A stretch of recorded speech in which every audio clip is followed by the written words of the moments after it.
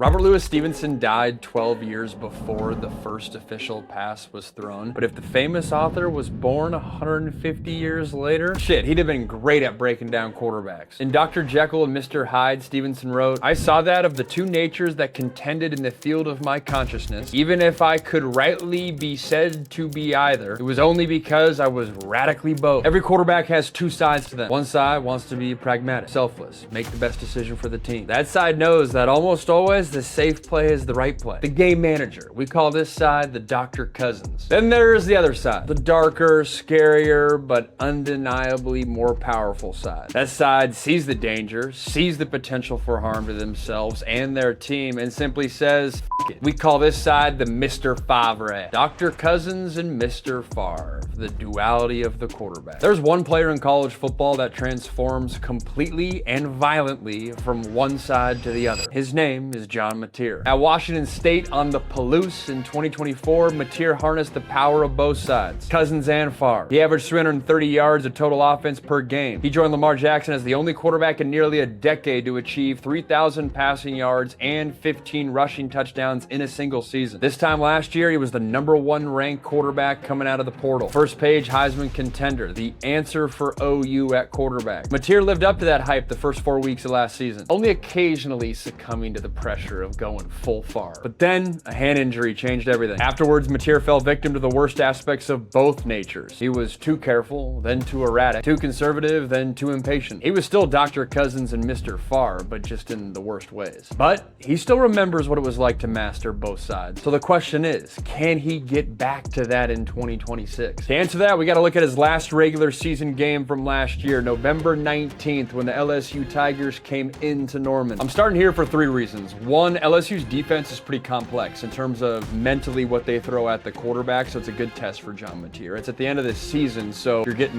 his most recent production. And then 3, stat line wise, it's kind of the full John Mateer experience. They win this game, but he goes 23 for 38, 318 yards, 2 touchdowns, but 3 picks. That's not even including his rushing numbers, which he averaged, 8 to 10, 12 carries a game, which is a lot for a quarterback. But here we got his 3 best plays in this game. These are the reasons that I'd be buying John Mateer stock right now. Because I've been listening to SEC media days. They're not talking about John Mateer as, the top-end quarterback. People be forgetting what he did in September. Ironically, his best throw in this game is an incomplete pass. It's a little flood route. Both these linebackers are coming with pressure. I want you to keep an eye on this linebacker. He absolutely cleans John Mateer's clock. But it's one of my favorite traits of John Mateer is how gritty and how tough he is. This safety's coming over right in the hip pocket, and this ball is dropped. But this is an excellent throw with pressure in your face. You're getting hit. There's a lot of quarterbacks that would get incredibly gun shy in this throw and not give your receiver to make a play. You catch that ball, the whole trajectory of the game. This is happening early on. The whole trajectory of the game could change. You see the arm strength, you see the timing, and you see the toughness in the pocket from John Mateer. Better believe you complete a pass like that, you go down and score a touchdown. Blake Baker, the defensive coordinator for LSU, gets a little bit more nervous. Maybe not as aggressive with the blitz packages as we saw the rest of the game. Here he does an excellent job with his seam route. You got a little 5-yard drag, seam route, that's what, or like over route, that's what he's ultimately going to hit. And then a dig route here. John Mateer's got to manage this safety. He screams over the top. Well, there's a lot of green grass right here. This time, though, these 2 linebackers that are walked up tough, this one's going to drop. This defensive end outside linebacker is going to drop as well. So John Mateer, another strong suit to his game, layering the football. He's got the ability to throw above the linebackers, get it in front of the safeties. I like this throw. I like this timing, and a rare explosive play from the Sooners in the second half of the season. That was their nemesis. That'd be the #1 thing that I'd be eyeing heading into week 1 for the Sooners. Can their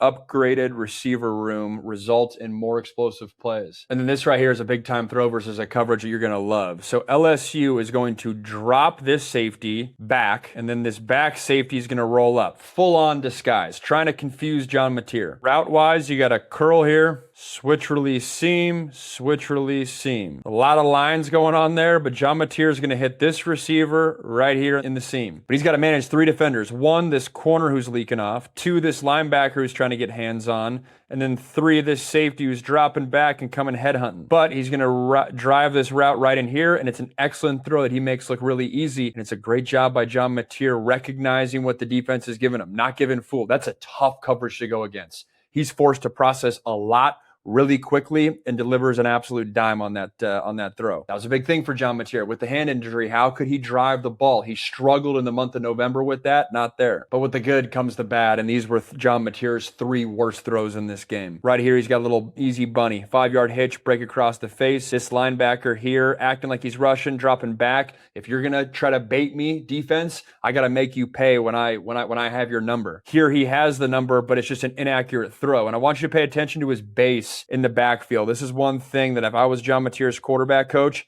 he can get squatty with his base, which is ironic because he probably squats the most of any quarterbacks in Division I football. But when he gets squatty, I think he gets long with his base, and it forces him to either overstride or get complacent and just wide and unathletic with his base, which then just forces him to be inaccurate. This dude's wide open. He throws it behind him. Not good. Got to make LSU pay when you catch him in their disguise. Missed opportunity there. You can't miss that throw. Here, it's another missed opportunity, this time for a touchdown. He's got a 5-yard out here, and he's got a whole shot go ball. This is a blown coverage by LSU, but John Mateer's eyes get processing so fast, and he gets like squirmish in the pocket. This corner is going to jump this out route. This safety is nowhere to be found. He's got a touchdown up here, and he takes his eyes here to the right away, but then again, he gets antsy in the pocket, starts a little panic mode, misses this opportunity for a whole shot. Would have been a touchdown in this game, changes the complexion of this game. Sometimes when I feel like John Mateer, or like the quarterback in me, when I see John Mateer do this, I don't think there's a quarterback in college football that has more responsibility on his shoulders than John Mateer in terms of driving the offense. But because of that mentality, I think sometimes he gets out of the, hey, just take what the defense gives me. That'll be what I'll be watching for with John Mateer early on in this season. Does the mindset change?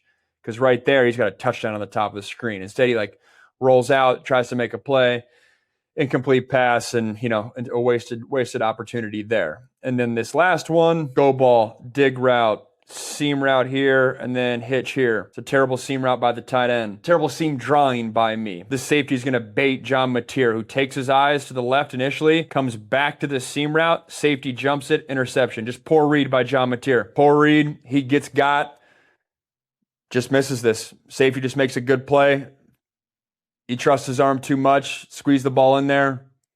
Spacing there was terrible. It's a bad throw by John Mateer. Very much a mistake. Real quick, if you're enjoying this video, do me a solid and like it down below and subscribe to the channel not to miss anything. And you might be wondering, Max, what is on your wall? This wall is getting a facelift come season time. Let me know if you have a favorite color in the comments. Appreciate you. So in that LSU game, it's a tale of two stories. You can see the potential and where he can be an elite quarterback, but then you see some boneheaded mistakes. And I don't think you can give a proper John Mateer breakdown without looking at the totality of the season. A season in which he was 14 touchdowns and 11 interceptions. We've already seen one of those interceptions. I went and watched the 10 others. Here were his 3 worst interceptions, and let's see if we can find some themes. Here we got Bama in the CFP game. I actually think the film here is really good. We'll get to that in a few minutes. Vertical route by the receiver on the bottom of the screen, little hitch route here, and he gets baited by this corner who's going to jump this route. I believe it's this safety here, drops all the way back. Excellent disguise by Alabama. Again, this is a lot to process if you're a quarterback. See, John Mateer doesn't have the luxury of some of these other quarterbacks that are insulated, that can lean on a run game, so then defenses can't bring in these exotic pressure packages because all the pressure is on John Mateer's shoulders. But I digress. John Mateer thinks he's having a hitch out here. It's a miscommunication, pick 6. This is just ugly. I don't know what John's thinking. Just a clear miscommunication. I think he's wrong because both receivers run a complementary route concept. It's just not good. Terrible. Bad mistake by John Mateer. Then we head to the Red River rivalry. Vertical route in the bottom of the screen, also by the slot. Bad route by this tight end. We'll talk about that. Want you to pay attention to 4 defenders. This corner, it's one of these linebackers. I forget which one it is. I'll figure it out on the fly. And then this safety. John Mateer sees this safety, so he's like, sweet, I'm going to go the other way. The only problem is this safety, drops towards the left on the snap of the football. One of these backers blitzes, and you can sense right away that John Mateer is like, oh crap, I'm getting pressure. I'm going to get hit. I got to get this ball out of my hands quickly. His tight end screws him though. When you're on a seam route, you got to go outside. You can't go inside because then you run yourself out of the play. If you break inside, this route will get eaten up right away and it becomes a one-man route concept on the outside. Always got to go outside. And as you'll see, when he gets this pressure, he's forced to get this ball out of his hands quickly, makes a bad decision, throws it up, and then this corner on the bottom of the screen ends up getting the interception.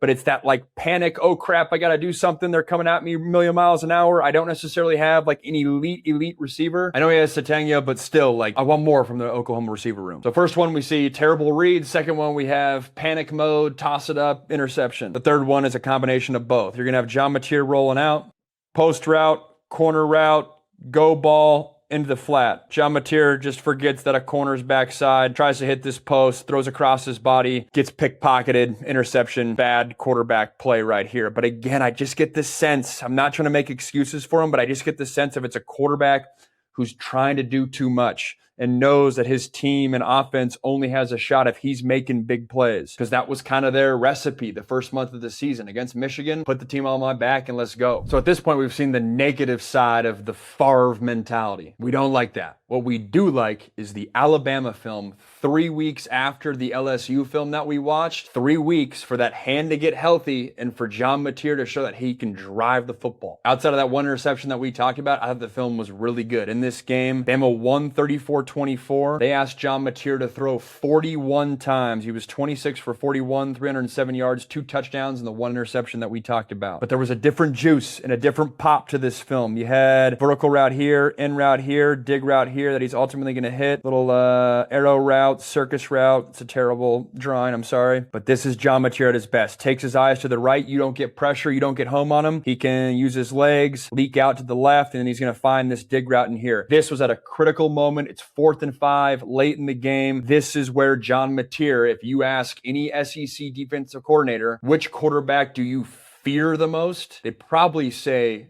John Mateer and Marcel Reed. Before you guys get on me, let me make sure I'm not missing anyone. They might not be the best 2 NFL prospects, but their legs are what make them different. Eyes to the right, athletic base, don't want to get too wide. We've talked about that. Finds the open man, gets a completion. These next 2 throws are why I'm buying some John Mateer stock, because with a healthy hand and a good receiver core, when he's driving the football, this is nice. Going here, flat, dig route, he's going to hit it right in here. Takes his eyes to the left and comes back to the right, which might sound like a given. You guys know the deal. For example, like Lenoris Sellers, who some people have above John Mateer, he is not asked very often to go full progressions, left to right. This is what John Mateer is doing here. Starting on the left, working all the way back to his right. Check out the arm strength, popping around, athleticism, boom, manages that outside backer, gets in the window, driving that football, touchdown. And then this last one, this is a big time throw. Again, eyes left, then comes back to his right, processing the full field. He's got a little comeback on the outside. He's got to take the middle route or an over route by the slot receiver, and then a little dig route here. He's got to manage this free safety. This safety climbs back here. You got a window backside to drive this football. That's exactly what he does. These are the clips that I'm saying, man, this reminds me of September 2025, John Mateer. You notice something in this breakdown? We didn't look at one rushing play from John Mateer. Another good driven throw right here, tight window, dig, driving it in there. You like to see this if you're a Sooner fan. Hate to see it if you're a Texas fan. That's a tight window. That's a tight window. Do not get this breakdown confused. Just because I didn't show John Mateer running plays doesn't mean that they aren't a scary part of his game. I didn't show it to you because, one, there's nothing really groundbreaking about that. It's very youth football nature of just, hey, best player, take the ball and run. And 2, John Mateer's got enough chops as a pocket passer for us to talk about all season. Dr. Jekyll and Mr. Hyde, though, they never figured out the balance in Mr. Stevenson's world. The more Jekyll allowed Hyde to take the wheel, the stronger Hyde became, until the transformations happened involuntarily and Jekyll lost the power to choose altogether. Could you imagine Stevenson and Gruden grinding some tape together? The man understood quarterbacks before they were really even a thing. Anyways, John Mateer, yeah, he can have a different fate. He can control his darker, stronger half. And if he does, well, Stevenson had a take on that too. If each could be housed in separate identities, life would be relieved of all that was unbearable. The unjust might go his way, and the just could walk steadfastly and securely on his upward path. Oklahoma's upward path is a natty, and they have one guy with 2 natures that can lead them there.